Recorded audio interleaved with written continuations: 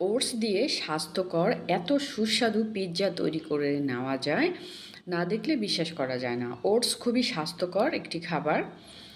যারা স্বাস্থ্য সচেতন, অনেকে ডাক্তার সাজেস্ট করে থাকে ওটস খাওয়ার জন্য। ওটস দিয়ে এই পিৎজা খুব সহজেই তৈরি করে নিতে পারেন। হাতের কাছে থাকা উপাদান দিয়ে খুব সহজেই কিভাবে তৈরি করা যায় সুস্বাদু ওটসের রেসিপি, আসুন দেখে নিই।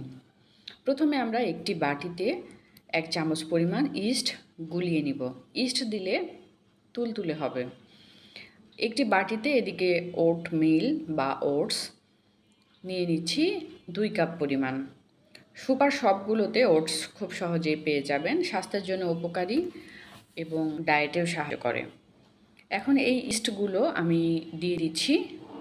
ওটস খুব সহজেই নরম হয়ে যায়, তাই পানির পরিমাণটা বুঝে দিবেন। আর এখানে স্বাদ মতো লবণ 1 চিমটি বা হাফ চামচ পরিমাণ দিয়ে ভালো করে মাখিয়ে আমি এখানে রেস্টে রেখে দিব 10 থেকে 15 মিনিট। যখন ফুলে তুলতুলে হয়ে যাবে, তখন আমরা এটাকে খুব ভালো করে মাখিয়ে নিব। এদিকে চুলায় আমি তেল ব্রাশ করে নিলাম একটি প্যানে, যে প্যানে আমি চড়াতে চাই।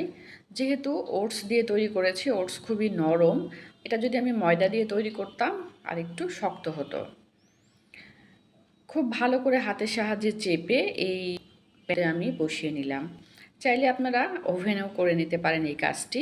এপিঠ ওপিঠ 2 পিঠ একটু সেঁকে নিলাম, তাহলে কিছুটা শক্ত হবে এবং খেতে ভালো লাগবে।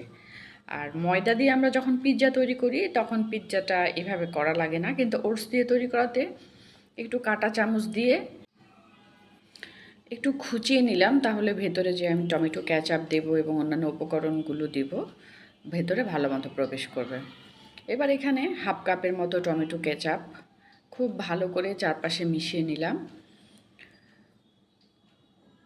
এদিকে আমি চিজ রেডি করে রেখেছি, মজোরেলা চিজ স্লাইস করে হাফ কাপের মতো মজোরেলা চিজ ব্যবহার করব। আর ক্যাপসিকাম স্লাইস করে গ্রিন এবং ইয়েলো ক্যাপসিকাম সাজিয়ে দিচ্ছি। এছাড়াও পেঁয়াজ আমি স্লাইস করে রেডি করে রেখেছি। এই উপকরণগুলো দিয়ে খুব সহজে আমি তৈরি করে নেব। আর এখানে চাইলে আপনারা চিলি ফ্লেক্স ব্যবহার করতে পারেন বা গোলমরিচের গুঁড়া ব্যবহার করতে পারেন। আমি এখানে খুব সহজে যেহেতু ব্যবহার করছি, কিছু অল্প পরিমাণ কাঁচামরিচ কুচি উপরে ছড়িয়ে দিব। আর এই চিজগুলো দিয়ে দিচ্ছি। চিজ দিলে পিৎজাতে খুব সুস্বাদু হয়। একটু ঝাল ফ্লেভারের জন্য একটি কাঁচামরিচ কুচি করে উপরে ছড়িয়ে দিলাম। আপনারা চাইলে আরও অনেক ধরনের মশলা ব্যবহার করতে পারেন। এবার চুলায় একটি ননস্টিকি প্যানে আমি 10 থেকে 15 মিনিট এইভাবে মিডিয়াম লো আছে জাল করে নিব। রেডি হয়ে গেল সুস্বাদু ওটসের পিৎজা। এভাবে খুব সহজে ওটসের পিৎজা তৈরি করে বিকালে নাস্তায় বাচ্চাদের টিফিন বক্সে আমরা দিতে পারি। আর যারা ডায়েট করছেন বা ওটস দিয়ে কিভাবে নতুন নতুন রেসিপি তৈরি করা যায়, এই রেসিপিটি ট্রাই করে দেখতে পারেন।